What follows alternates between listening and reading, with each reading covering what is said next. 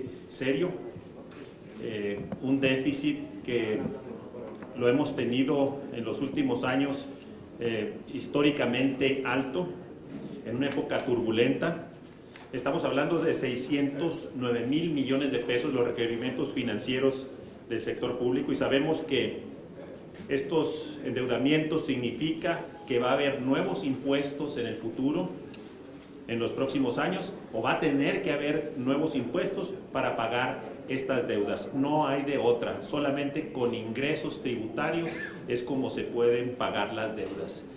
México ya va, a diferencia del tope que había planteado Agustín Carsten como tope máximo del 44% del PIB, antes de que se prendieran las alarmas y los focos rojos en el endeudamiento, ahora vamos en 47% y amenaza para seguir subiendo y llegar al 50%, y hacia el final, a este ritmo, llegaríamos al 60% en el 2018, algo que nos preocupa muchísimo. El planteamiento es acabar con ese déficit en 2 años, que reduzcamos esos 609,000 a 305,000 millones de pesos, a la mitad el déficit, para que en el próximo año tuviéramos equilibrio en las finanzas.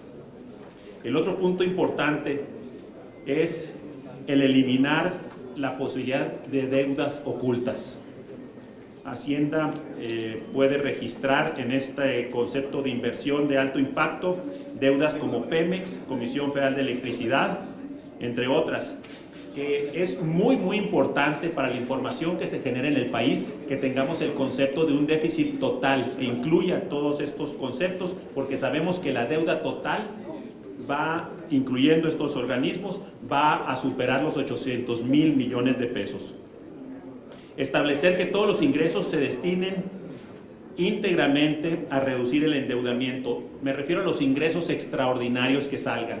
Sabemos que en el concepto otros de otros, en aprovechamientos, cada año aparecen recursos de más de 150,000 millones de pesos año con año, y no puede ser que sean recursos que no estén autorizados en su destino para el ejercicio presupuestal, sino que aparecen y se gastan discrecionalmente. Podrá haber otros ingresos que estén subestimados, y la propuesta es que los destinemos precisamente a reducir este déficit que tanto preocupa en las finanzas públicas.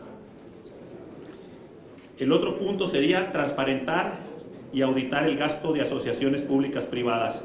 Aquí tenemos la preocupación de que en una modificación a esta legislación, y ahí me gustaría saber y conocer, y lo planteamos, el que no se le saque lo que le llaman un bypass al Congreso para el tema de transparencia y auditoría por parte del Congreso de las asociaciones públicos-privadas. Eso nos preocupa, no tenemos plena certeza. El subsecretario nos hará llegar la información derivada de pláticas anteriores, pero tenemos preocupación de que se evitara que el Congreso fuera auditor de este tipo de endeudamientos de asociaciones público-privadas. Con esto termino el planteamiento de nuestro grupo respecto al tema del endeudamiento, que probablemente es el tema más serio que enfrentan hoy en día las finanzas públicas. Quiero ahora abordar el tema del IEPS en gasolinas. En 2015 se presupuestó 30,000 millones de pesos. Bajan los precios internacionales del petróleo y por lo tanto bajan los precios de la gasolina en el mundo.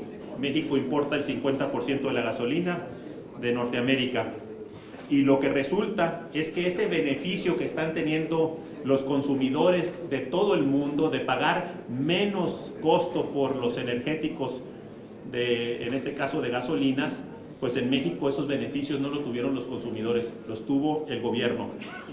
Y estamos hablando de más de 200,000 millones de pesos.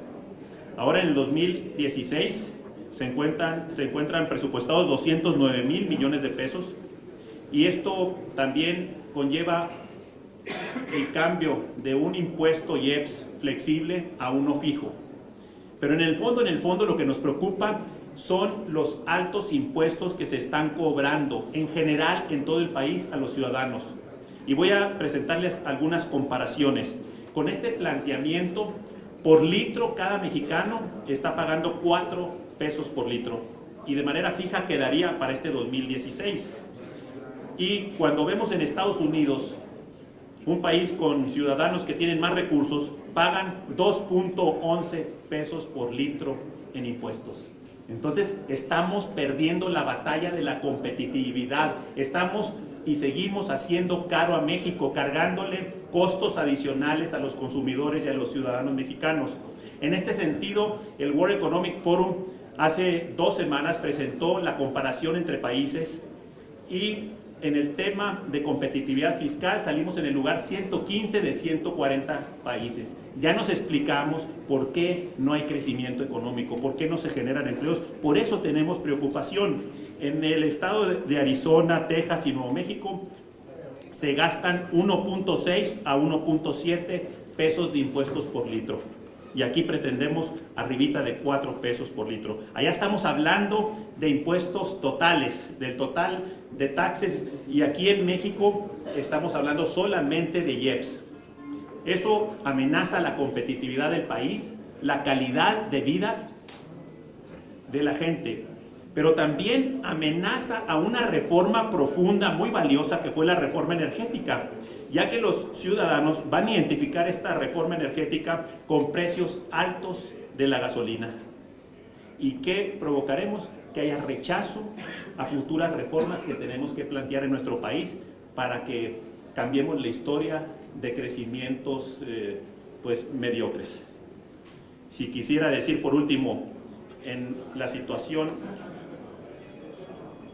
menos dramática que es la competencia entre San Diego, California y lo que es Tijuana. En San Diego cuesta 424 pesos llenar un tanque, en el lado mexicano 550. Y si le ponemos que la gasolina en México no te entregan por lo general litros completos, sino que te falta de 5 a 7% en la cantidad de litros que se expenden, entonces el costo se va a 580. Estamos hablando de un diferencial del 37%. Y estamos hablando de que en California es el estado que más impuestos cobra, al cobrar por litro 3 pesos. En fin, esto nos preocupa y creemos que los beneficios de este producto al bajar el petróleo deben de ser para los consumidores, no para las finanzas públicas. Las finanzas públicas no han sufrido, las finanzas públicas han tenido vacas gordas. En los 3 últimos años, el presupuesto público, aún con la bajada del petróleo para el próximo año, va a haber subido más de 25%. Entonces ya sabemos por qué la economía no funciona, porque donde no hay recursos es en los bolsillos de la gente y en las manos de las empresas, que son las que invierten para generar empleos. Por eso planteamos estos 2 casos que se reconsideren. Gracias. Agradecemos la participación del senador.